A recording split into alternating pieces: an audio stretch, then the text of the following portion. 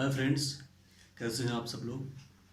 आज का जो हमारा टॉपिक है, जैसा कि आप अभी चर्चे में है, जो न्यूज़ में है, जो चीज़ें, वो जो मॉब लिंचिंग की घटना हुई है महाराष्ट्र के पालघाट में। तो सबसे पहले तो ये बहुत दुखद घटना है और सबको ही इस पे अफसोस है, होना भी चाहिए।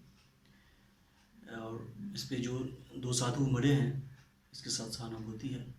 और जिन लोगों ने किया है उसको कड़ी से कड़ी सज़ा मिलनी चाहिए, और सज़ा मिल भी रही है। उनको अरेस्ट किया गया है, लगभग 100 या 110 लोगों को महाराष्ट्र की पुलिस ने अरेस्ट किया है। ये बहुत गलत चीज़ हुई है, बहुत अफसोस की बात है, पूरे देश को इस पर अफसोस है।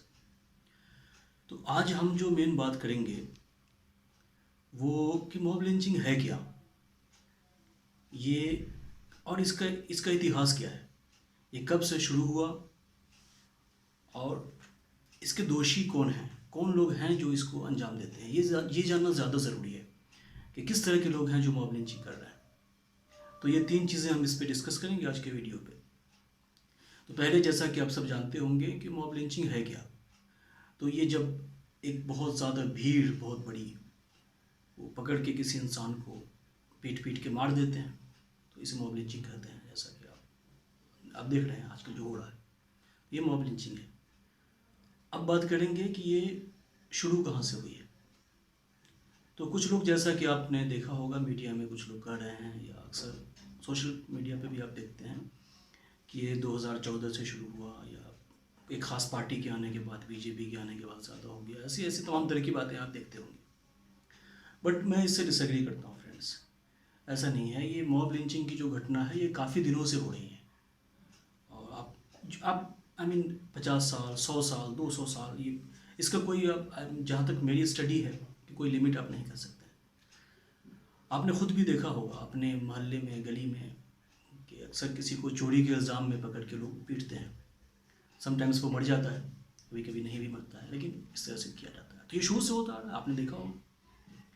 मुझे याद है जब मैं छोटा था, शायद 8 या 9 साल का, तो मैंने भी देखा था अपने मोहल्ले में एक इंसान को पकड़ा गया चोरी के इल्ज़ाम में, और उसे, आप बिलीव नहीं करेंगे, वो गर्मियों के दिन थे, मुझे याद है अभी भी, उसको उल्टा लटका के, उसके कपड़े उतार के उसको बुरी तरह से पीटा गया। मैं बच्चा था, मुझे याद है, बहुत अफसोस हुआ देख के। इवन कि कुछ सालों पहले भी मैंने देखा था अपने मोहल्ले में कि इस तरह से किसी को चोरी के इल्ज़ाम में पीटा गया। तो ये हमेशा से चली आ रही है, ये ऐसी घटना है। एक चीज़ आपको और बता दूं कि अभी जो पालघाट में साधुओं को मारा गया है, ऐसा एक बार पहले भी हुआ था। जी हाँ, आज़ादी के पहले हैदराबाद की ये घटना है। उस वक्त हैदराबाद में निज़ाम हुआ करते थे, उनका रूल हुआ करता था। तो वहाँ भी सेम सेम यही सिचुएशन थी। एक साधु को बच्चा चोरी करने के इल्ज़ाम में वहाँ भी पीट पीट के भीड़ ने मार डाला था। सेम थी चीज़ें। तो इससे आप ये साबित होता है कि ये पहले से होता आ रहा है, ये बहुत पुराना है। हाँ, लेकिन ये है कि अगर आप देखा जाए कुछ रिपोर्ट्स, जो ऑथेंटिक रिपोर्ट्स हैं, तो आप ये कह सकते हैं कि थोड़ा बढ़ा है अभी। जैसे मैं क्विंट की रिपोर्ट देख रहा था, तो 2014 के बाद से वो बता रहे थे कि अभी लगभग 116 मॉब लिंचिंग की घटनाएं हुई हैं। उसमें से ज़्यादातर जो है 50% आप कह लीजिए, तो वो गाय को लेकर है।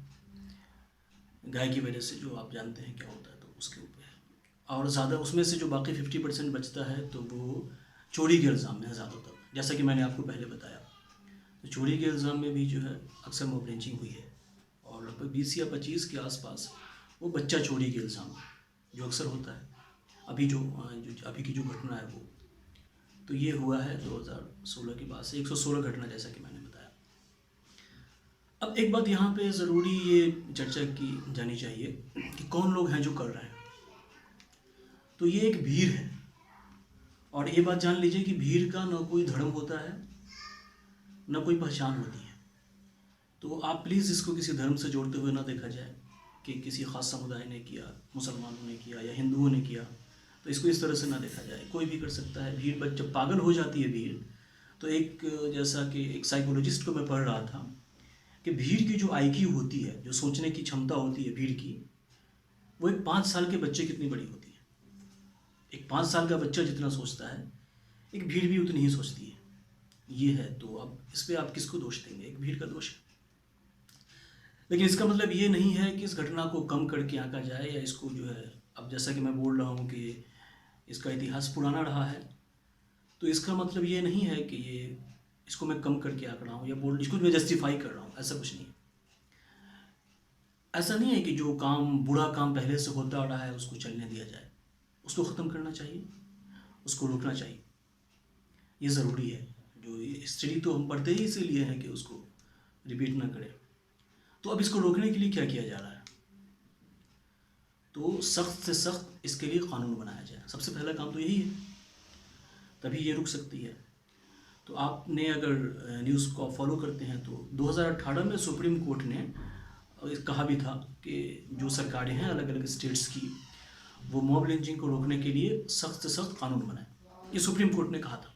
और काफ़ी डिटेल है वो सुप्रीम कोर्ट का, वो ज़्यादा, अब चूँकि वीडियो बड़ा हो जाएगा तो मैं नहीं जाऊँगा, कि एक नोडल ऑफिसर होगा जो हर डिस्ट्रिक्ट में होगा, वो सुपरिटेंडेंट पुलिस के रैंक का होगा, और फिर वो अपने अंडर में एक टास्क फोर्स रखेगा जो इस चीज़ को देखेगी। इसमें प्रिवेंटिव मेथड भी था, मेजर भी था, कि पहले मॉब लिंचिंग को होने से पहले ही रोका जाए।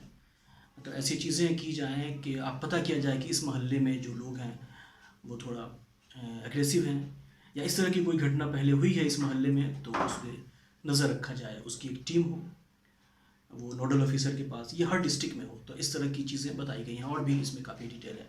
या फिर अगर हो जाता है मॉब लिंचिंग सारी चीज़ों के बावजूद, तो उसको क्या सज़ा दी जाए, तुरंत से तुरंत लोगों को पकड़ा जाए और इस करके जेल में डाला जाए और उस पर कार्रवाई। तो ऐसा सुप्रीम कोर्ट ने जारी किया था। बट बड़ी अफसोस की बात है फ्रेंड्स कि इसको फॉलो नहीं किया गया। बहुत कम स्टेट्स ने फॉलो किया। राजस्थान ने इसको फॉलो किया, वेस्ट बंगाल ने और मणिपुर ने, वहाँ मॉब लिंचिंग के ख़िलाफ़ कानून पास हुआ। हालांकि वहाँ भी अभी ये ग्राउंड लेवल पे आ नहीं सका है क्योंकि शायद प्रेसिडेंट का एसेंट उसमें बाकी है, तो बट एटलीस्ट उन्होंने विल दिखाया, पॉलिटिकल विल उन्होंने दिखाया और वहाँ पास हुआ। तो ये सबको करने की ज़रूरत है।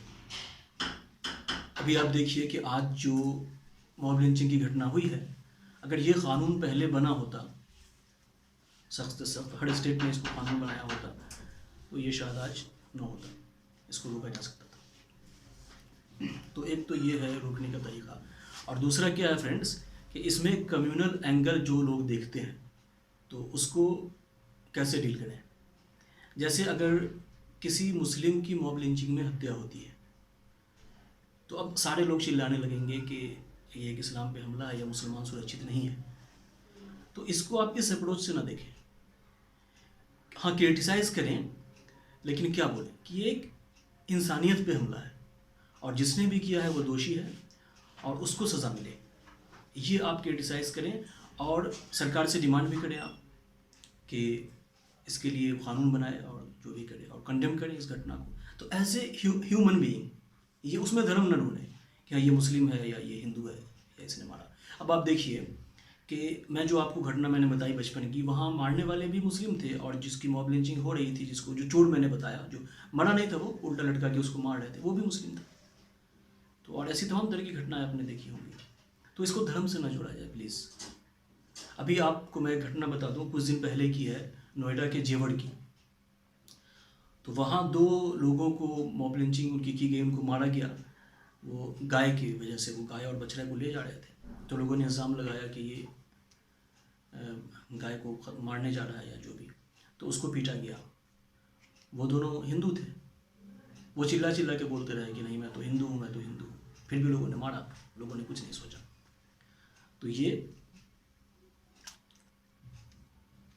तो ये चीज़ें आप देखें। और भी एग्जांपल हैं, अभी झारखंड में हुआ था कुछ दिन पहले, तो वहाँ भी लोगों ने मारा जो सेम रिलीजन के। अभी जो पालघाट में जो घटना हुई है, तो वो भी तो उन्हीं लोगों ने, जो मर रहे थे वो भी साधु थे, हिंदू थे बेचारे, और मारने वाले भी सेम कम्युनिटी के लोग थे। देखिए आप ये मत सोचिएगा कि मैं इसमें हिंदू मुस्लिम क्यों यूज़ कर रहा हूँ, ये मैं ये बताना चाह रहा हूँ कि आपका अप्रोच क्या होना चाहिए। स्वामी अग्निवेश आपने सुना होगा, उनको भी मारा गया बुरी तरह से, और कुछ ख़ास उसमें ये नहीं था कि हाँ अलग धर्म के लोगों ने मारा, इस सेम कम्युनिटी के लोगों ने मारा। तो उस वक्त अगर हमने आवाज़ उठाई होती, इस तरह की बातें की होती कि इस पे कानून बनाया जाए, तो शायद ये दिन ना देखना पड़ता हमें पालघाट की जो घटना हुई। और तो हाँ, खैर मैं लौटता हूँ, ये इसका जो कम्युनल एंगल है, तो प्लीज़ इसमें कम्युनल एंगल ना निकालें। ये मत कहें कि हाँ कोई हिंदू मरा है तो सारे हिंदू पे ख़तरा है और हिंदू सुरक्षित नहीं है, या कोई मुस्लिम मरा है तो सारे मुसलमानों पे ख़तरा है। जब जब भी आपने देखा होगा, हाँ कुछ जगहों पे होता है, कि मैं ये नहीं कर रहा हूँ कि इसमें कम्युनल एंगल बिल्कुल नहीं है, मैं इससे इनकार नहीं कर रहा हूँ। कुछ एक केस में होता है कम्युनल एंगल कि ख़ास धर्म की वजह से टारगेट बना दिया गया हो, बट ये घटना बहुत कम है। ज़्यादातर जो भीड़ मारती है वो चोरी के इल्ज़ाम में या बच्चा चोरी के इल्ज़ाम में या कोई भी, वो फिर वो रिलीजन नहीं देखती है भीड़, वहाँ पे पागल रहती है भीड़। जैसा कि मैंने आपको बताया कि 5 साल की मानसिकता होती है उसकी भीड़ की, तो वो नहीं देखती है। तो कम्युनल एंगल जो फैल, ये आज हाँ ये एक चीज़ आजकल ज़्यादा हुआ है, जैसे अभी पिछले 5-6 सालों से, ये इससे इनकार नहीं कर सकता है कोई कि अभी कम्युनल एंगल ज़्यादा देखा जाने लगा है। तो इसको ना देखा जाए, चाहे कोई भी देख रहा है, मैंने कहा ना इसमें सभी बराबर है, चाहे मुस्लिम हो या हिंदू हो। अगर एक मुसलमान कोई मरा मॉब लिंचिंग में तो सारे मुसलमान चिल्लाने लगते हैं कि ये तो इस्लाम पे हमला है, या मुसलमान अब सुरक्षित नहीं है मुसलमान। तो प्लीज़ इसको ना करें। और सेम चीज़ हिंदू भी, अभी देखा आपने जैसे कर रहे हैं कुछ लोग, कि मैंने देखा सोशल साइट्स मीडिया पे कि कुछ लोग ये लगा रहे हैं कि हाँ ये तो सनातन धर्म पे हमला है, वो 2 साधु नहीं थे, वो पूरा सनातन धर्म था, उसको ख़त्म कर दिया गया, हम बदला लेंगे एंड ऑल दैट। क्या है ये? किस तरफ ले जा रहे हैं आप देश को? और लोगों में के दिमाग में क्या डाल रहे हैं आप, कैसा जहर डाल रहे हैं? तो प्लीज़ ये ना करें। जो लोग भी ऐसा कर रहे हैं, मैंने देखा सोशल मीडिया पे कुछ लोगों की पोस्ट, तो प्लीज़ ऐसा ना करें, इसको इस तरह से ना करें। आप क्रिटिसाइज़ करें, कानून बनाने की मांग करें, लेकिन धर्म विशेष से जोड़ कर और इस तरह की फालतू बातें ना फैलाएं कि हाँ ये सनातन धर्म पे हमला है या हिंदू धर्म पे हमला है, पूरा ऐसा ना करें। और एक चीज़ और मैं यहाँ पे भूल रहा हूँ जो आपको बताना चाह रहा था, कि एक चीज़ आप, जैसा मैंने पहले बताया कि ये घटना पहले भी होती थी, तो अभी ये घटना इतनी फेमस क्यों होने लगी है? अभी आप कहेंगे कि हाँ अभी हो रही है, पहले होती थी तो कहाँ था ये, किसी को पता नहीं चल रहा था। तो इसमें एक चीज़ है, वो है सोशल मीडिया, इलेक्ट्रॉनिक मीडिया और सबसे ज़्यादा सोशल मीडिया। पहले ये मीडिया उतना ज़्यादा नहीं थी, जैसे आपने गांव वगैरह में देखा होगा पहले, ज़रूर मुझे लगता है जितने व्यूवर्स मेरे देख रहे हैं सब ने कहीं ना कहीं अपने गांव में या अपने मोहल्ले में देखा होगा कि कभी ना कभी किसी को चोरी के इल्ज़ाम में इस तरह से पीटा गया। तो ये घटना रिपोर्ट नहीं हो पाती थी पहले, क्योंकि सबके पास मोबाइल नहीं होता था। आज क्या है, सबके पास मोबाइल है, कोई भी घटना हुई तुरंत वीडियो बना डाला उसका और सर्कुलेट कर दिया, और जंगल में आग की तरह वो फैल गई। तो ये वजह है अभी ज़्यादा इस चीज़ को फैलने की। अभी आप ये अभी वाला एग्जाम्पल ही ले लीजिए, पालघाट वाला। वहाँ क्या हुआ, ये घटना जो वहाँ हुई है वो 16 तारीख को हुई है, 16 अप्रैल को। उस वक्त किसी को नहीं पता चला।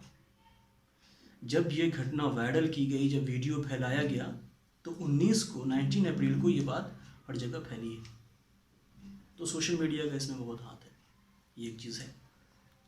पहले क्या होता था, पहले अगर इस तरह की कोई घटना हुई, आज से 10 साल पहले, 20 साल पहले, 25 साल पहले, तो एक अखबार में छोटी सी रिपोर्ट छपती थी, कोई भी हिंदी अखबार में, हिंदुस्तान में, दैनिक जागरण में, वो कहीं दूसरे तीसरे पेज पे कोने में छोटा होता था, कोई उसको ध्यान भी नहीं देता था, उसमें फ़ोटो भी नहीं होती थी कुछ ऐसी। हाँ भाई कहीं पे किसी को मार, आपने सुना भी होगा किसी को, किसी औरत को मार डाला गया, कि हाँ डायन के इल्ज़ाम में, डायन बोल के किसी को मार डाला गया। मुझे अभी भी इस तरह की न्यूज़ याद हैं, वो आज से 15 साल पहले की। तो उस वक्त किसी का इमोशन नहीं जागता था। ये इसमें एक साइकोलॉजी भी काम करती है। देखिए विजुअल इफेक्ट बहुत पड़ता है। आप जब कोई चीज़ देखते हैं और वीडियो उसकी देखते हैं तो आपको गुस्सा आता है। ये थोड़ा देखिए नेचुरल भी है, इसमें कंट्रोल करना चाहिए आप। कि अगर आपको लगेगा कि कोई मौलाना को मारा जा रहा है तो सारे मुस्लिम का सेंटिमेंट जाग जाता है, या किसी साधु को मारा जा रहा है तो सारे हिंदू का। तो ये इसमें एक चीज़ ये भी है कि वीडियो देख करके, अब एक एग्जांपल आपको मैं बताऊं, आप मूवीज़ भी देखते हैं, हालांकि आपको पता है कि मूवीज़ में झूठ दिखा रहे हैं, ये फिक्शन है और शूटिंग चल रही है, ये सारा तामझाम है, फिर भी मूवीज़ देख के क्या होता है, आप इमोशनल हो जाते हैं, अक्सर लोग रोने भी लगते हैं। तो जो झूठ चीज़ का कि वीडियो का आपके दिमाग पे इतना असर हो रहा है, तो जब एक लाइव इवेंट की जो वीडियो बनाई गई है किसी को बुरी तरह से मारने की, तो कैसा असर होगा। तो एक ये रीज़न भी है फ्रेंड्स कि इस तरह से जब वीडियो फैलाई जाती है तो लोग जो है गुस्से में आ जाते हैं। तो खैर मैं वीडियो को ज़्यादा लंबा ना करते हुए इसी पे ख़त्म करना चाहूँगा कि इसमें कम्युनल एंगल ना ढूंढें। फिर से मैं कह रहा हूँ, और डिमांड करें, क्रिटिसाइज़ करें एज ए इंसान, एज ए ह्यूमन बीइंग, कि ये जो घटना हुई है कि इंसान मरा है उसमें, और कोई भी इंसान क्यों मरे, चाहे वो हिंदू हो या मुस्लिम हो। और डिमांड करें कि कड़ा से कड़ा कानून बने उसके खिलाफ। और इसको कोई हिंदू मर गया तो पूरे सनातन धर्म पे हमला है, अब तो जाग जाना चाहिए हिंदुओं को, ऐसी चीज़ ना करें। या कोई मुस्लिम मरा कहीं तो सारे मुसलमानों पे हमला है, ऐसा ना करें। ये देखें कि हाँ, ये एक इंसान पे हमला है, इंसानियत पे हमला किया है, और इसका कानून बने और इसको उसी तरह ट्रीट किया जाए जैसे किसी अदर क्राइम को ट्रीट किया जाता है, और सख्त से सख्त, हाँ, कड़ी से कड़ी सज़ा मिले उन लोगों को जो इसमें इन्वॉल्व है। तो इसी के साथ हम आज का वीडियो ख़त्म करते हैं। आप हमारे चैनल को सब्सक्राइब करें ताकि आने वाली वीडियोस की आपको नोटिफिकेशन मिले, और सेफ रहें, एक दूसरे से मोहब्बत करें। Thank you.